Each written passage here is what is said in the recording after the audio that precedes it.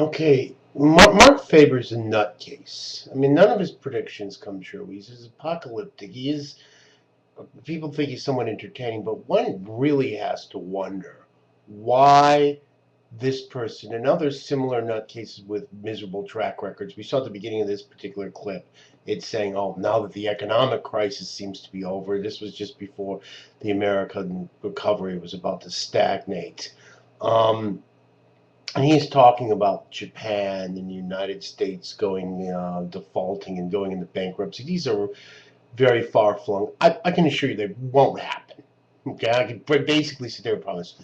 So why is it that these people with these nutcases views have so much access to the media, particularly to these very strange forms of media that evolved around investment? CNBC is a joke.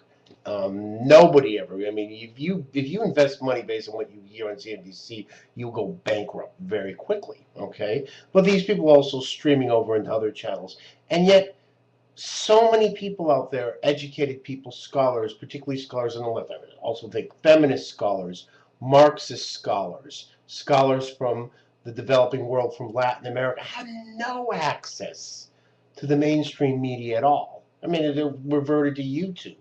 How a brilliant scholar, even scholars who can fill entire rooms like Slavoj Zizek, people will come out and see in huge numbers, don't get access to, say, MSNBC or CNBC or Fox News or any of these channels, where Mark Faber will.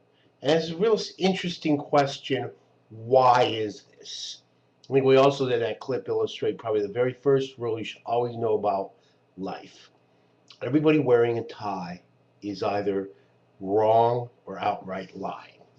I suspect in a lot of ways what Mark Faber, the point is it's just a shtick, and he understands this shtick by keeping it in favor of free market neoliberal ideology. He's able to get himself on TV fairly regularly. I mean, his scenario, I think, really what you have to say here is his kind of nightmares just tingle in the back of people's minds and telling them that the point that you should just decrease government debt, that you should decrease government spending, that the state, that just he's there to keep just a little bit of terror in people's minds, to keep them in line with this system and to keep it moving, shifted towards the more conservative, static view of, fiscal reduction, reduced state, and concentrating, definitely keeping concentrated on the size of the public debt,